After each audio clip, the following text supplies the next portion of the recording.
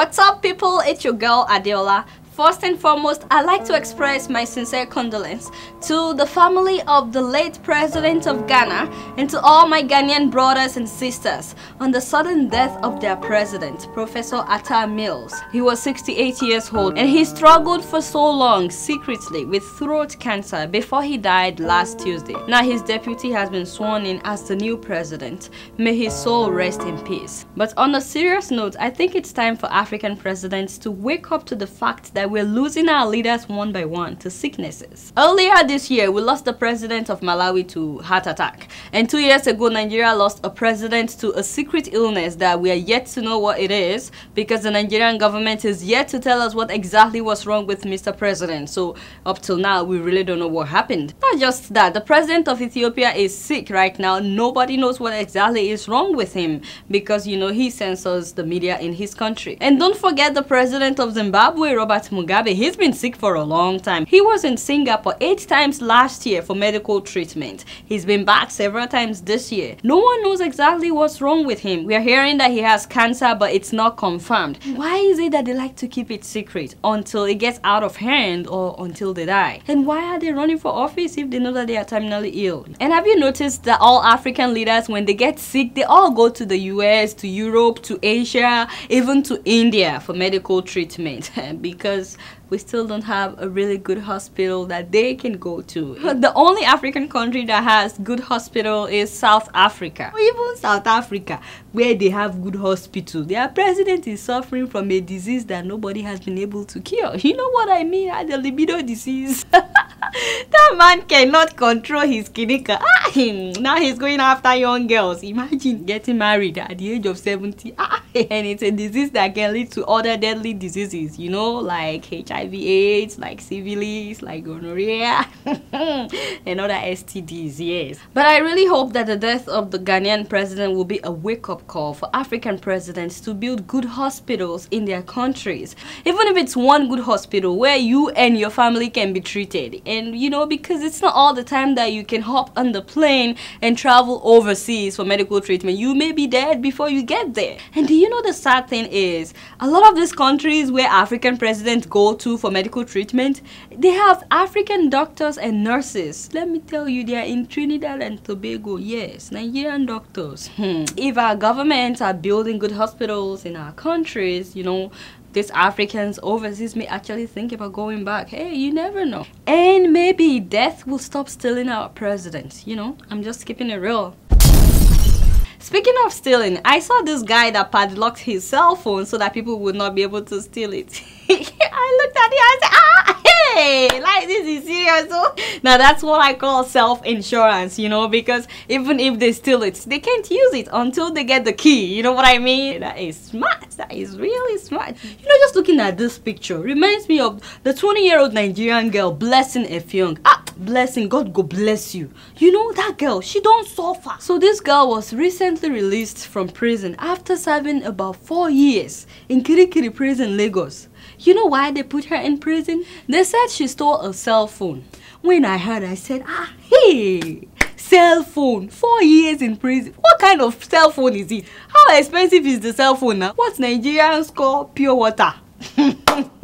Who arrested this girl now? Those policemen should be ashamed of themselves. This girl was 16 when they arrested her, and she told the policemen that she did not steal the cell phone, that she bought it in order to start a phone call business by the street side. You know how people come and make phone calls and, you know, give you tashere. But nobody listened to her. And to make matters worse, because she was 16 and she was underage, the policemen decided to forge her age so that she can be tried as an adult. She was neither tried nor released. They just forgot her in the prison for almost 4 years until they released her this month. If she were to be from a very wealthy family, you feel me? That wouldn't have happened at all. Now, you know, I just don't understand why a poor girl can be imprisoned because of cell phone, pure water. When we all know who the real thieves are in Nigeria. You know, the people that we all know that these people are stealing Nigerian money. What happened to them now? Shebi Mr. Farouk confessed that he collected $620,000 bribe. From Mr. Adeola, it's been several weeks now. The police are still carrying out their investigations. Nobody has had anything. Like the case just like went down. What about those that are stealing our oil money now? What about the folks that shared the $6.8 billion? $6.8 billion, yo. Oil subsidy fund. What about those people now? Do you know that if Ibori were to be in Nigeria, he would still be a free man? The only reason he was arrested and tried and imprisoned is because he left Nigeria. See, that's why I believe that in Nigeria, if you have money, if you have real money, you feel me, you can always win your case, you know, with the police, the EFCC, the ICPC, the OPC, the CNC, and all the C's put together. You know what I mean now? All the corruption aiding agencies, yes. And what a shame. Those policemen should be ashamed of themselves for arresting this innocent girl. Calling her a thief. There are several others, like Blessing, that you won't know their story. Me, I'm just keeping it real. Speaking of thieves, do you guys know that some thieves are now getting very, very sneaky? Stealing women's underwear. They are going about stealing underwears from women that are sleeping. This is not a joke. Stop looking at me like that. This is serious matter. Last week in Gokwe South, that's a village in Zimbabwe, 26 different women in different houses, you know, woke up without their, you know. Can you imagine waking up and finding out that there's nothing there? The whole village panicked. The witches are at work again. It took a whole week for them to find the underwears in another village called Unjalile. Guess what? The chief of Unjalile, he immediately reported to the police. But not just that, while the police are doing their investigations, he has told everybody in the village that they would have the witch hunters come in to come and perform some rituals and some witch hunting ceremonies, you know, very necessary, so that they can flush out the witches that are going after people's underwears. What kind of witch goes after somebody's underwear? That is a promiscuous witch. Yes. So that Sikamutandas, you know, the witch hunters, yes, they will be coming to this village to perform all the ceremonies and rituals that is necessary. So in the meantime, if you are a lady and you live in Zimbabwe and you are yet to, you know, find yourself pantsless in the morning, let me advise you now, go and get a secured underwear. You know what I mean? Yes, this is the one for women. Yes, it's like all size fit. Just padlock your thing. Nobody will steal it from you. And if you are a man, there is one for men too. Because you never know. The witches went after women today. They may go after men tomorrow. So ensure yourself. Get yourself secured. Get one of these. It's very good for men. Just padlock your thing. Hide the key somewhere. No witch will find it. Why are you looking at me like that? People are using these kinds of things. Have you heard about the Indian man that was recently arrested for, you know, padlocking his wife's genitals for 4 years? The guy is a mechanic, so he custom made the one that he put on his wife for 4 good years. Every morning when he's going to work, he would lock the padlock and he would put the key in his socks.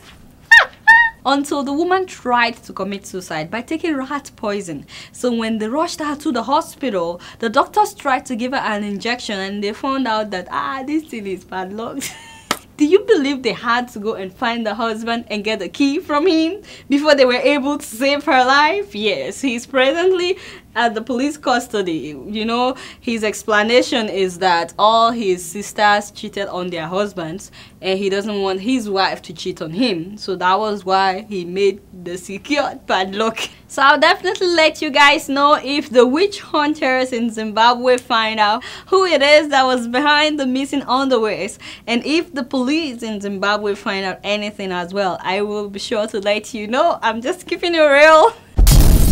Speaking of police, do you guys remember a few weeks ago I told you that I tried to call the Inspector General of Police in Nigeria because he published his cell phone number.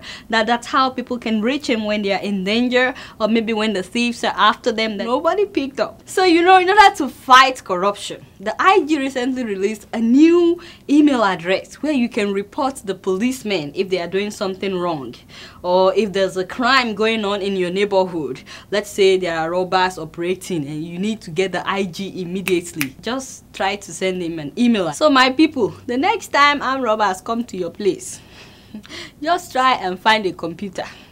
Now, if you don't have a computer or maybe you don't have electricity, go outside while the robbers are working. Go outside and find a taxi that will take you to a cafe. And when you finally turn on the computer, I know that it takes forever for some cafes to load up their internet to send in your complaint to the IG. This is the email address to send it to: policemonitor@npf.gov.ng.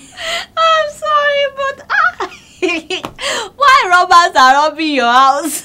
They've assured us that there are people waiting for your emails and they will respond immediately. Now, by immediately, I'm talking about maybe in few days or few weeks, depending on how much you pray. By the way, I should warn you that I tried to send an email to the IG, using this new email that he just published.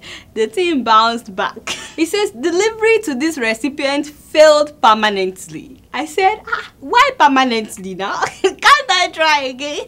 Now, that was just my experience. Your own may be different. Oh, by the way, anybody remember the former IG Mike Okiro?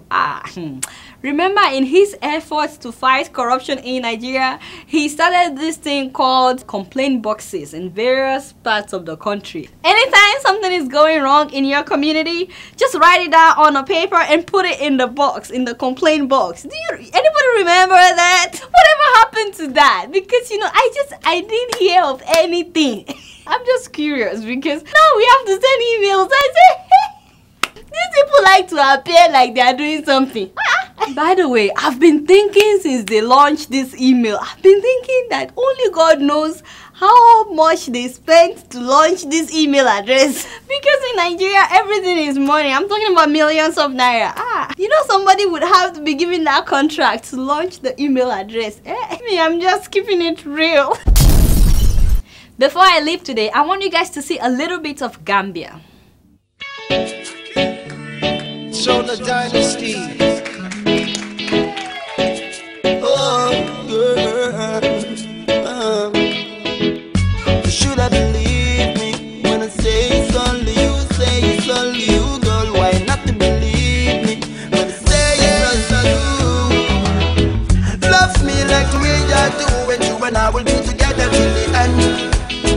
Trust me like the way you do when you and I will never have no problems. Love me like the way you do when you and I will be together till the end. Trust me like the way you do when you and I will never have no problems. So don't you go listen to no other. Our love for each other is what matters. Alright, y'all, it's been real and I'm keeping it real right up in here. Until next week, I'ma see y'all later. Peace out.